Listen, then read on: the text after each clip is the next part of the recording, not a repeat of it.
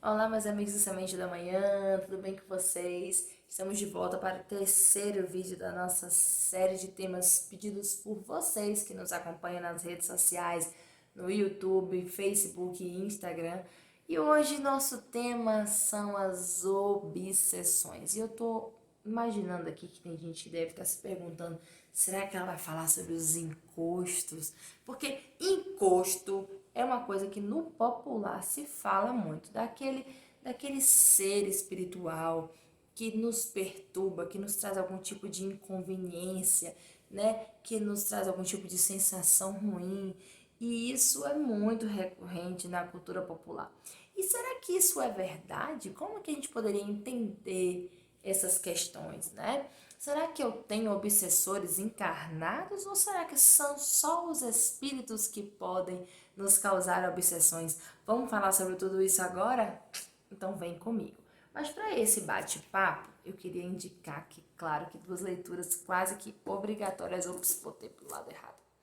O Livro dos Médiuns de Allan Kardec, em que ele vai falar de um capítulo somente sobre as obsessões e obsessão e desobsessão da Sueli Caldas Schubert. Gente, esse livro, ele é tipo um manual. Ele tem uma linguagem maravilhosa, simples, objetiva, capítulos curtos, muito instrutivos. Para quem está começando, para quem não sabe nada sobre obsessão, para quem sabe, gostaria de saber um pouquinho mais, esse livro ele é fantástico. Então fica a dica aí. Bom, o que são finalmente as obsessões? As obsessões são nada mais, nada menos do que interferências, né? Que vão ser sugestionadas através de ideias fixas, né? Que nos perturbam a mente, que nos geram algum estado, né? Doentio. E isso é muito interessante, porque a Sueli, no capítulo O que é obsessão, vai falar justamente disso, né?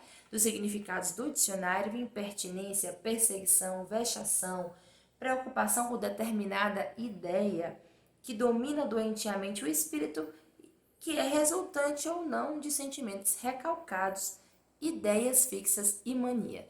E todas essas possibilidades vão dizer muito das variações das obsessões que nós também vamos falar aqui, além da conceituação, gradação e algumas variações da obsessão.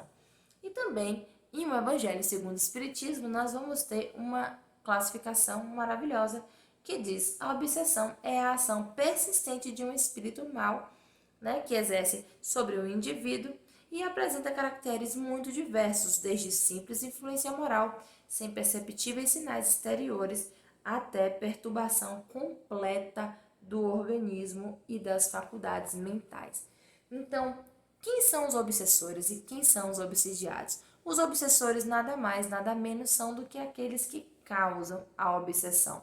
E os obsidiados, aqueles que sofrem a obsessão. Mas existe vítima nesse processo? Depende. Eu estou olhando na perspectiva do obsessor ou do obsidiado? Porque quem está sofrendo a injunção da obsessão nessa encarnação vai dizer que é a vítima. Mas quem está ali querendo cobrar o dano que recebeu, no caso o obsessor, que está vindo causar a obsessão, ele também se acha vítima. Então a verdade é que no ciclo das nossas reencarnações, nós, por nossa invigilância, por nossas imperfeições, nós vamos causando males, né? E vamos também sofrendo males. E dessas relações vão surgir as obsessões, quando essas relações não foram bem resolvidas. Então, o importante é que nós despertemos que alguém precisa botar o ponto final nessa história. E aí, assim, de repente, encerra ciclos que vêm se arrastando ao longo de muitos anos.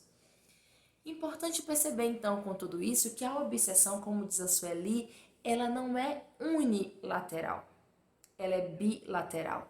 Eu abro as portas da obsessão através das minhas fragilidades morais, dos meus pensamentos viciados, das minhas emoções, né, doentias. Então, quem eu sou, quem eu fui, como eu penso, como eu sinto, como eu ajo, vão ser as portas através das quais o obsessor pode encontrar ali o acesso, né, a sintonia para se estabelecer um processo obsessivo. Mas, como eu disse, existem gradações que estão lá bem descritas em todas as obras que a gente citou, que vão desde obsessões simples a subjugações. Então, o livro dos médiuns vai trazer 3 tipos fundamentais. Obsessões simples, que são essas obsessões transitórias, que são quase que corriqueiras, todos nós temos, né, mais facilmente, que são essas intromissões mentais, às vezes sentimentos que também nos chegam e ficam ali permeando o nosso coração. E que é importante perceber que se eu não me vigio, se eu não me conheço, eu posso dar guarida a um pensamento e um sentimento que não é meu. E aí as obsessões evoluírem para fascinações e subjugações que vão permear um nível de influência maior dos espíritos em nossa vida. Aliás, eles já nos disseram em o que é o Espiritismo e também em o Livro dos Espíritos, e acho que em vários outros momentos da codificação vamos ter essa assertiva de que eles influenciam na nossa vida muito mais do que nós imaginamos. E nesse sentido, quando as obsessões elas evoluem para estados que geram ilusões, né? Estabelece-se ali uma relação de confiança em que nós não acreditamos que estamos sofrendo obsessão. É o caso das fascinações. E muitas vezes o médium estabelece ali uma comunicação que fala coisas esdrúxulas e ele acha que está falando a mais pura verdade. Está fascinado, está apaixonado pelo espírito que o domina.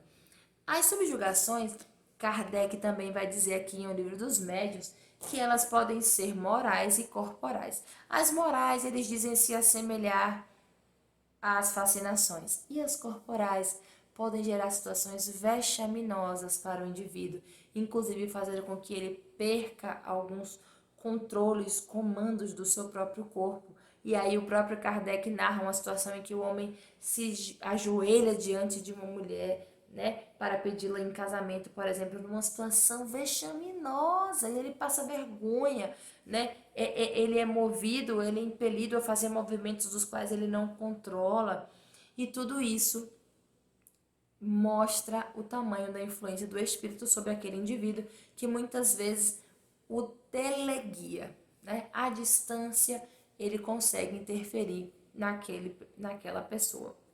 Então, qual é a chave para que a gente possa reverter quadros obsessivos? Claro, a assistência espiritual, reuniões de desobsessão,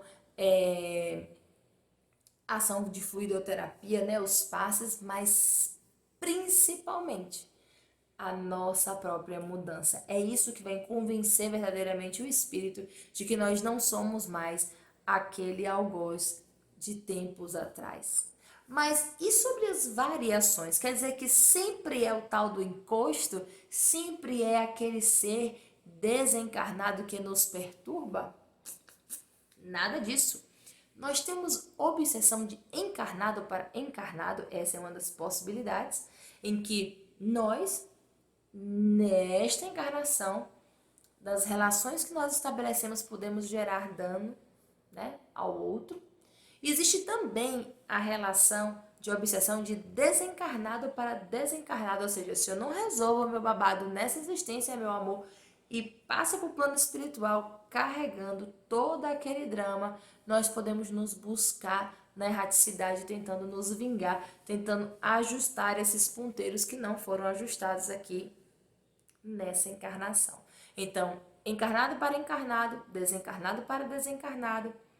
A clássica que nós conhecemos, né, que é do desencarnado para o encarnado, mas aquela que a gente pouco pensa e que também é muito frequente, que é do encarnado para o desencarnado. Quer ver um exemplo? Às vezes um ente querido nosso desencarna. E aí a gente começa a chorar, se lamentar, dizer que está morrendo de saudade, pedir que ele venha, que ele volte, que ele fique com a gente, que ele não nos abandone. E a gente começa a chamar. E nisso a gente gera uma perturbação para o espírito, que às vezes ainda está em seu processo de reestabelecimento. Um exemplo de obsessão de encarnado para desencarnado. Mas existe também a obsessão recíproca, meu amor, porque nem sempre só um lado da história quer a vingança. O ódio é tão grande que a gente fica se odiando mutuamente, gerando dor mutuamente um para o outro. Sim, não existe aí claramente quem é obsessor e quem é obsidiado. Todo mundo é tudo ao mesmo tempo.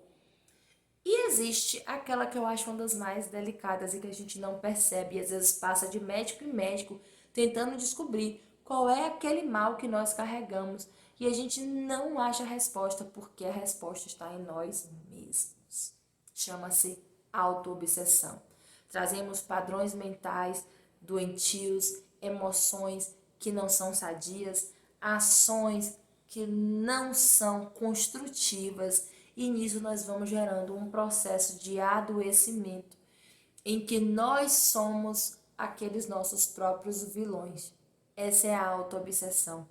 Então, seja em qual for dos quadros, nós mudamos tudo isso, mudando a nós mesmos, nos perdoando, seguindo em frente, buscando ser melhores a cada dia, entendendo que estamos em processo de ascensão espiritual, ainda com muitas imperfeições, tendo paciência, tendo perseverança, tendo fé em Deus. Então, as obsessões nada mais são do que transtornos que ou nós causamos a nós mesmos, ou ao outro nos causa. Porque somos imperfeitos, então é preciso vigiar e orar e ter Jesus pertinho da gente, para que a gente não se deixe, levar, nem deixe com que essas obsessões cresçam e tomem proporções graves que vão nos gerar muitos desconfortos. É isso, meus amigos. O Espiritismo serve para nos ajudar a ser melhores. Reconhece o verdadeiro espírita por sua transformação moral e seu desejo sincero de domar as suas más tendências. Eis a chave da desobsessão. Um beijo grande e até o próximo vídeo. Tchau, tchau.